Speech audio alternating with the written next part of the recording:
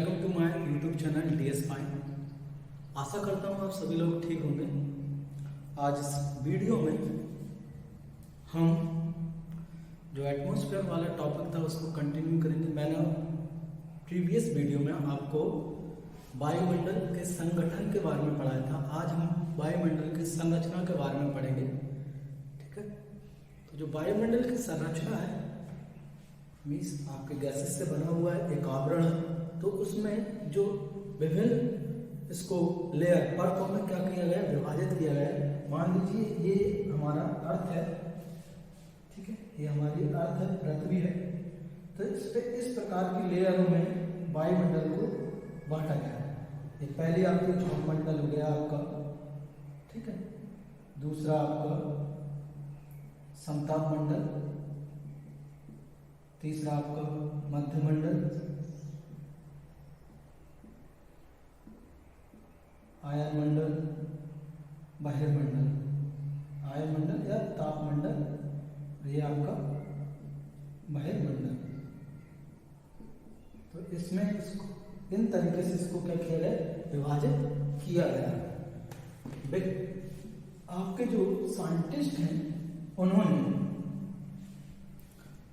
जो अभी तक हमारे वायुमंडल की एक निश्चित सीमा को खोजा है वो है 16 किलोमीटर से लेकर 29,000 किलोमीटर तक इसको खोजा है, ठीक है। लेकिन जो हमारा प्रमुख रूप से जो वायुमंडल पाया जाता है, जो घनत्व 90% हमारी वायु का जो घनत्व पाया जाता है वो 800 किलोमीटर तक पाया जाता है आपका, ठीक है। स्टार्ट करते हैं। तो मैंने 5 भागों में इसको विभाजित किया गया है। आपका झोंकमंडल, तापमंडल, समतापमंडल, मध्यमंडल, तापमंडल। तापमंडल में 2 भाग आ जाते हैं, आयन मंडल और आपका बहिर्मंडल, ठीक है। पढ़ेंगे इसको आयन मंडल क्यों कहा जाता है, तापमंडल। देखिए पहला जो है आपका झोंकमंडल, मोस्ट इंपोर्टेंट है आपके लिए, क्योंकि इसी में ही हमारा जो 75% गैसेस है वो इसी में ही रहती है।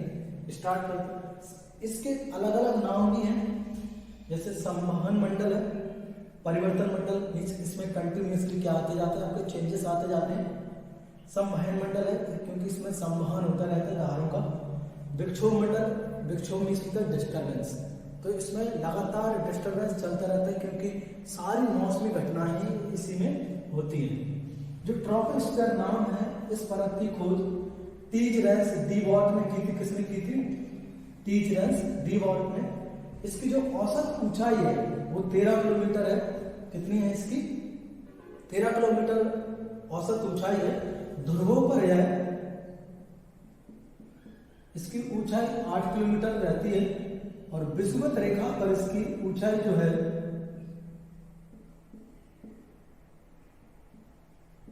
18 किलोमीटर रहती है, ठीक है। ध्रुवों पर कम है और विषुवत रेखा पर ज्यादा है इसकी ऊंचाई, इसलिए हम इसका क्या निकाल देते हैं, एवरेज निकालोगे तो आपका मिलेगा 13 किलोमीटर। और जो गैसें हैं हमारी, जैसे मैंने संगठन में आपको पढ़ा है, हमारा वायुमंडल एक समांगी मिश्रण है, होमोजेनियस मिक्सचर ऑफ गैसेस है।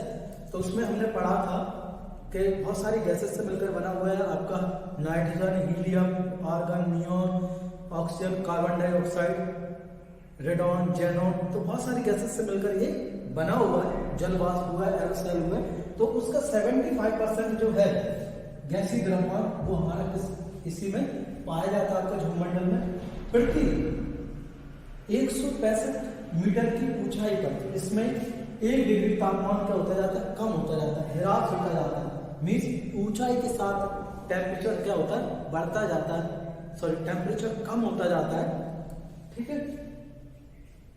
इसलिए हिमालय वगैरह के ऊपर जो कि 8,848 मीन्स अब 50 हो चुका है वो एक नई आपको, क्योंकि अभी उसका मेजरमेंट किया गया था तो उसकी जो ऊंचाई है 2 मीटर बढ़ चुकी है। आपको प्लेट्स के बारे में आपने पढ़ा होगा कि जो इंडो ऑस्ट्रेलियन प्लेट है वो आपकी यूरोपियन प्लेट के नीचे धंसती जा रही है, ठीक है। तो हम हर साल लगभग 1 सेंटीमीटर हमारी जो लैंड है उसको क्या करते जा रहे हैं, खोते जा रहे हैं। इसी में आपकी जेट स्ट्रीम की जो धाराएं हैं वो क्या होती है, प्रभावित होती है आपकी। और इनकी खोज उस टाइम पे हुई है द्वितीय विश्व युद्ध में, जब अमेरिका के जो जेट हैं वो आपके जब वो एटम बॉम्ब थे जो हिरोशिमा और नागासाकी पर गिराए गए, उनको लेकर जा रहे हैं। तो जब इनको जापान की तरफ जाने में बहुत ज़्यादा क्या आई थी, प्रॉब्लम फेस कर रहे थे, क्योंकि ये अपोजिट डायरेक्शन में आपकी जेट स्ट्रीम चल रही थी। और जब उधर से लौट रहे थे तो उनको बहुत अचानक से उनकी सडनली क्या बढ़ गई थी, स्पीड बढ़ गई थी। इसलिए उन धाराओं का नाम रख दिया गया जेट स्ट्रीम। इसमें सभी मौसमी घटनाएं, इसमें आपकी सभी मौसमी घटनाएं होती, चाहे वो जल वर्षा हो, बादलों का गरजना हो, चक्रवात हो, तड़े झंझा हो, आपका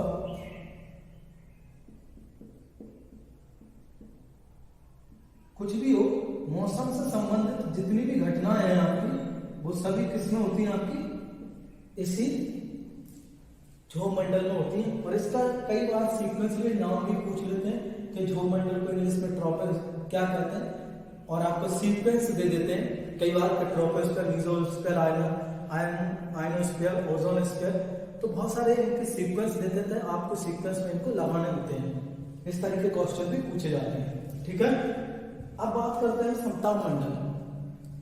समताप मंडल को इंग्लिश में कहते हैं स्ट्रेटोस्फीयर। इसकी इस परत की खोज टी जेरेंस डी बोर्ड ने की थी। अब इसका समताप मंडल यानी सम मतलब इक्वल, मींस इसमें टेम्परेचर चेंज नहीं होता है, इसका जो तापमान है वो एक सा रहता है, एक समान रहता है, इक्वल नहीं, एक समान, सॉरी, बैलेंस कह सकते हो आप। कैसा रहता है, एक समान रहता है। इसकी जो ऊंचाई है वो 50 किलोमीटर है, और इसी में आपका ओजोन मंडल पाया जाता है। वैसे इसका टेम्परेचर क्या रहता है, रिमेन कांस्टेंट रहता है, लेकिन जो आपका ओजोन मंडल है उसमें इसके टेम्परेचर क्या होता है, बढ़ जाता है, क्योंकि जो ओजोन लेयर है वो हमारे सन से आने वाली यूवी रेस को क्या करती, एब्जॉर्ब कर लेती, मींस उनको सोख लेती है। क्योंकि अगर वो डायरेक्टली हमारी अर्थ सरफेस पर आई तो वो हमें बहुत सारी स्किन प्रॉब्लम्स हो जाएंगी और स्किन कैंसर होने का भी खतरा रहता है, ठीक है। और 16 सितंबर को विश्व ओजोन दिवस मनाया जाता है आपको, और इसके बारे में मैं आपको बता चुका हूँ। इसकी मोटाई प्रोडक्शन में मेजर किया जाता है, और ये 15 से 35 किलोमीटर के बीच में पाई जाती है, ठीक है। अब आता है आपका मध्यमंडल। मध्यमंडल को मेसोस्फीयर कहते हैं। इसका जो विस्तार है वो 50 किलोमीटर से लेकर 80 किलोमीटर तक है, ठीक है। और 80 किलोमीटर की सीमा पर इसका तापमान क्या होता है, गिर जाता है, कम होता जाता है, और ये यहाँ पे आपका तापमान -100 डिग्री सेल्सियस तक हो जाता है। और यहाँ पर ध्रुवों के ऊपर क्या होता है, बादलों का निर्माण होता है, ठीक है। क्योंकि यहाँ पर बहुत सारे धूल कण, मिट्टी, सॉइल वगैरह, ये आपके उल्कापिंड वगैरह सारी चीजें यहाँ पे उनके जो धुएं वगैरह हैं उनके कारण यहाँ पर बादलों का निर्माण हो जाता है। अब बात करते हैं तापमंडल। अब तापमंडल यानी थर्मोस्फीयर। तो ताप से पता चल रहा है हमें कि यहाँ पर टेम्परेचर क्या होगा, हाई होगा। तो तापमान में यहाँ पर क्या होती है, तीव्र गति से क्या होती है, वृद्धि होती है, और वायु का घनत्व क्या होता है, यहाँ पे कम हो जाता है। मीन्स क्या होता है, यहाँ पे वायु का जो घनत्व मैंने आपको बताया, हमारी जो 75% एयर डेंसिटी है वो कहाँ पाई जाती है, आपकी ध्रुवमंडल में। तो यहाँ पे वायु का घनत्व कम हो जाता है, घनत्व कम है तो वायु का भी क्या होगा, कम होगा। इसके दो भाग होते हैं तापमंडल के, एक होता आयनमंडल, दूसरा होता है इसका बहिर्मंडल, ठीक है। ओके, तो इसके बारे में हम डिस्कस।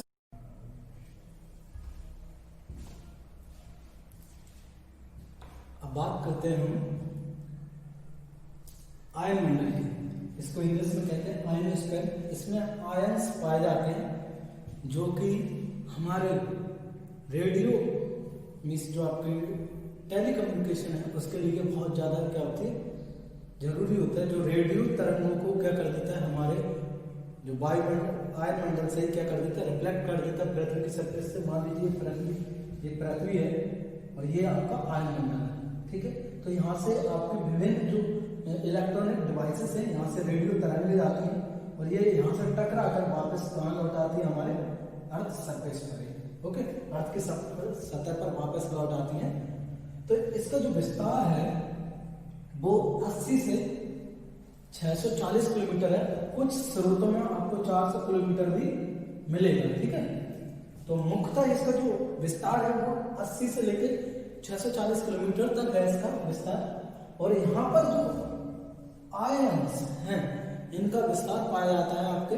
ठीक है, और ये विद्युत आयन्स होते हैं आपके।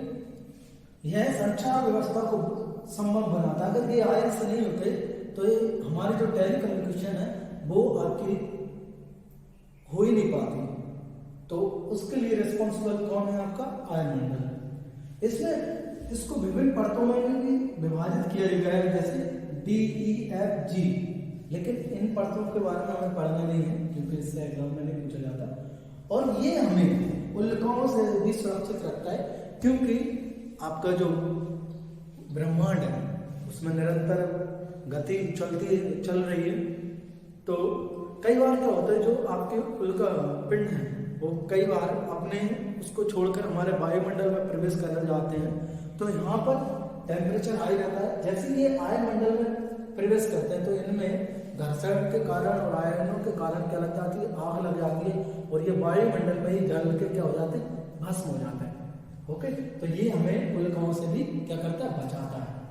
बात करते हैं आयतन मंडल या बाह्यमंडल, जिसको इंग्लिश में हम बोलते हैं एक्सोस्फीयर।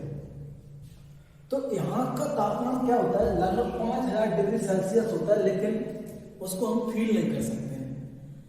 ये टेम्परेचर बहुत ज्यादा होता है। मैंने जब आपको सन के बारे में पढ़ाया था तो सन का जो बाहर की सरफेस है उसका 5500 डिग्री सेल्सियस टेम्परेचर है।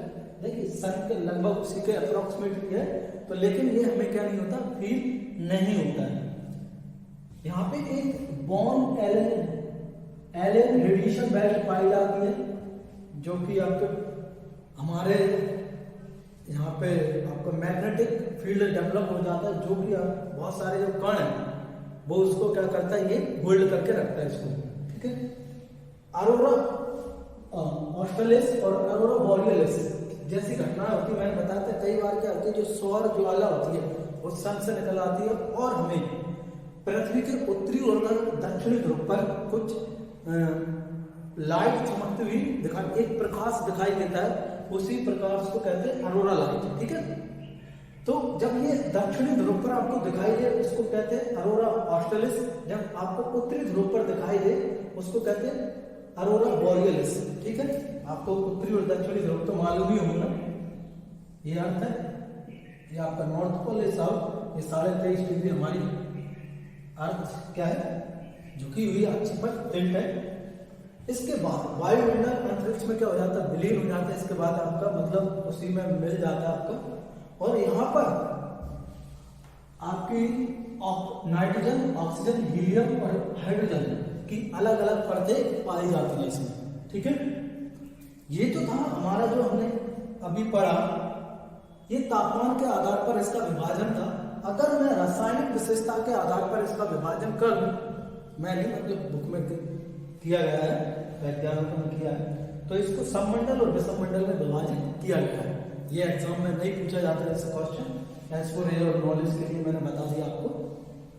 तो I hope you like the video. Please subscribe my YouTube channel DS Mind and also share with your friends. Thank you.